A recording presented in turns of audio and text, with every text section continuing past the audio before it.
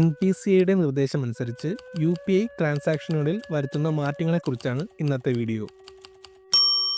NPCIയുടെ ഭാഗത്തുനിന്നും പ്രധാനമായും 10 നിർദ്ദേശങ്ങളാണ് UPI ട്രാൻസാക്ഷനുകളിൽ മുന്നോട്ട് വയ്ക്കുന്നത്. ഇതിൽ 3 എണ്ണം കസ്റ്റമേഴ്സിനെ സംബന്ധിക്കുന്നതും ബാക്കി ബാങ്കും ഒപ്പം PSPകളെ സംബന്ധിക്കുന്നതുമാണ്. ഈ നിർദ്ദേശങ്ങൾ ഓഗസ്റ്റ് 1 പ്രാബല്യത്തിൽ വരുന്നതാണ്. ഡെബിറ്റ് കാർഡ്, ക്രെഡിറ്റ് കാർഡ് പോലുള്ള ഇലക്ട്രോണിക് പേയ്മെൻറ്റ് സർവീസുകളെ ബിസിനസ്സിന് സ്വീകരിക്കാൻ അനുവദിക്കുന്ന തേർഡ് പാർട്ടി കമ്പനിയാണ് PSP അഥവാ പേയ്മെൻറ്റ് സർവീസ് പ്രൊവൈഡർ. ഒരു പേയ്മെൻറ്റ് സാധ്യമാക്കാൻ ഉപഭോക്താവിനും വ്യാപാരിക്കും ഇടയിൽ നിലകൊള്ളുന്ന ഒരു ഇടനിലക്കാരൻ്റെ റോളാണ് PSP ചെയ്യുന്നത്. Google Pay, PhonePe, Paytm മുതലായ സർവീസുകൾ ഒരു PSPക്ക് ഉദാഹരണമാണ്. E-commerce fund remittance, digital wallet, currency exchange, UPI, credit debit transactions, fraud protection എന്നിവ PSPയുടെ സേവനങ്ങളാണ്. NPCI പുറത്തിറക്കിയ മെയ് 21 സർക്കുലർ അനുസരിച്ച് ബാലൻസ് എൻക്വയറിയിലാണ് ആദ്യത്തെ നിർദ്ദേശം വന്നിരിക്കുന്നത്. ഇനി മുതൽ ഒരു ഉപഭോക്താവിന് 24 മണിക്കൂറിൽ ഓരോ PSP ആപ്പുകളിലും 50 തവണയായി ബാലൻസ് എൻക്വയറി റിക്വസ്റ്റ് നിജപ്പെടുത്തിയിട്ടുണ്ട്.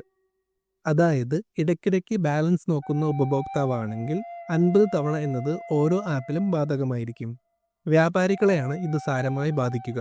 തിരക്കുള്ള സമയങ്ങളിൽ പേയ്മെൻറ്റ് സ്ഥിരീകരണത്തിൽ ഇത് ബുദ്ധിമുട്ട് ഉളവാക്കും. ഓരോ ട്രാൻസാക്ഷന് ശേഷവും ബാലൻസ് എമൗണ്ട് SMS ആയി ഉപഭോക്താവിന് നൽകണമെന്ന് NPCI ഈ നിർദ്ദേശത്തിൽ കൂട്ടിച്ചേർക്കുന്നു. അടുത്തത് ലിസ്റ്റ് അക്കൗണ്ട് എന്ന സേവനമാണ്. ഒരു ഉപഭോക്താവിന് തൻ്റെ മൊബൈൽ നമ്പറുമായി ലിങ്ക് ചെയ്തിട്ടുള്ള ബാങ്ക് അക്കൗണ്ടുകൾ കാണാനുള്ള സംവിധാനമാണിത്. ഈ സർവീസും പരിമിതപ്പെടുത്തുന്നതായി നിർദ്ദേശത്തിലുണ്ട്.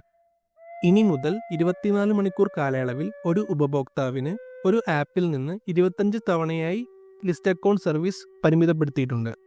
മൂന്നാമതായി ഓട്ടോ പേ മണ്ടേറ്റ് എക്സിക്യൂഷൻ പ്രോസസ്സാണ്.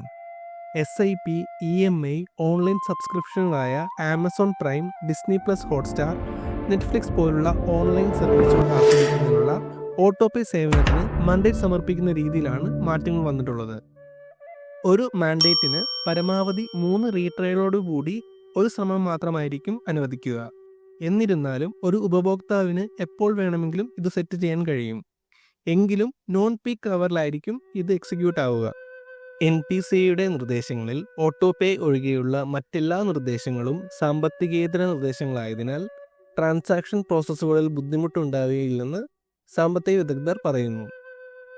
ഈ നിർദ്ദേശങ്ങൾ സെർവറിൻ്റെ ഓവർലോഡ് ലഘൂകരിക്കുന്നതിനും കാര്യക്ഷമമായ രീതിയിൽ ട്രാൻസാക്ഷനുകൾ നടത്തുന്നതിനുമുള്ള ഒരു നെറ്റ്വർക്ക് അന്തരീക്ഷം സൃഷ്ടിക്കും എന്നുള്ള ലക്ഷ്യം കണ്ടുകൊണ്ടാണ്.